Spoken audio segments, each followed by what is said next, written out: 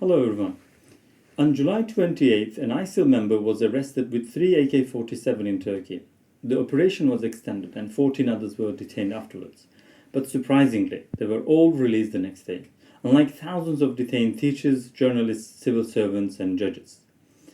Well, if they were found with, let's say, one of these books instead of the AK-47s, the ISIL members would have still been in prison. So how does Turkish government decides who is a terrorist? There are some criteria that has been declared by the Prime Minister earlier. I'm going to go through them. 1. Investing money in Bankasya.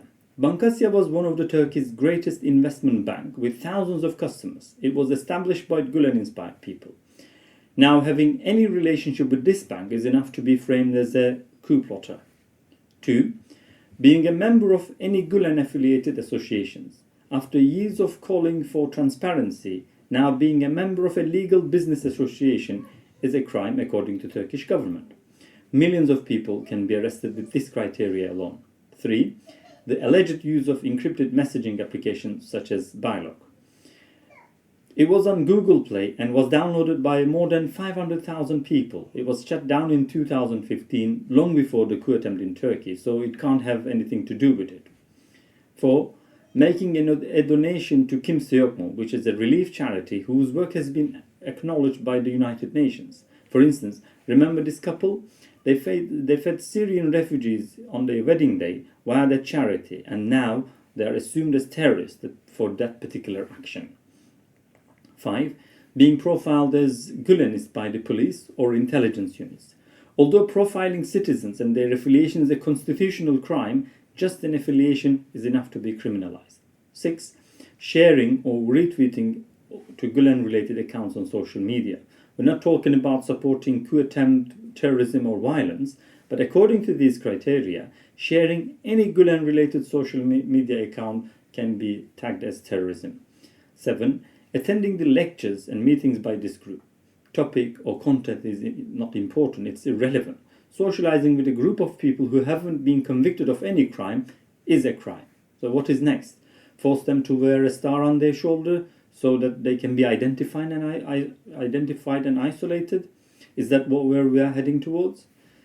8. Being promoted quickly or being assigned to prominent offices suddenly. I would say Berat Albayrak, Erdogan's son-in-law, is a Gulen school graduate and he became a minister very quickly, but he wasn't arrested. So this criteria doesn't apply to all.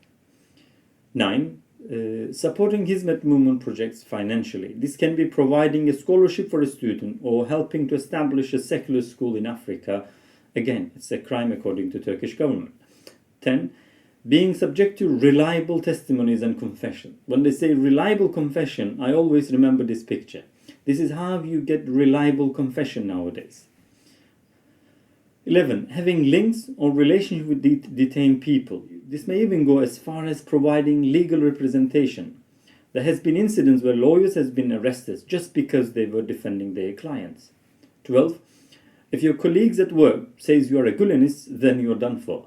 Remember the guy from the finance department whom you hate, or your boss? You can get rid of them like this, and this sort of incident happens every day. Finally, of course, if you subscribe to any magazine, journal or newspaper affiliated with Gulen, and there are so many of them, or if you send your children to a Gulen-inspired school, you can be arrested. These are the criteria. With these criteria, government can arrest just about anyone in Turkey, and that is what happens. The number of arrests are so huge that the government decided to release 93,000 convicted criminals, thieves, murderers, to create space for teachers, doctors and lawyers who have been arrested with the criteria I mentioned. This wasn't enough, so government now declared they will be building 175 new prisons to accommodate these purged people. I want to highlight 4 points here. 1. None of these criteria are about terrorism or coup plotting. They are about affiliation to Gulen. That is what government is punishing people who has nothing to do with violence in any way. 2. These criteria are aiming to criminalize innocent people rather than dealing with the real terrorists such as ISIL or Al-Qaeda. 3. This is used as a tool to silence any opposition and consolidate authoritarianism in Turkey. 4.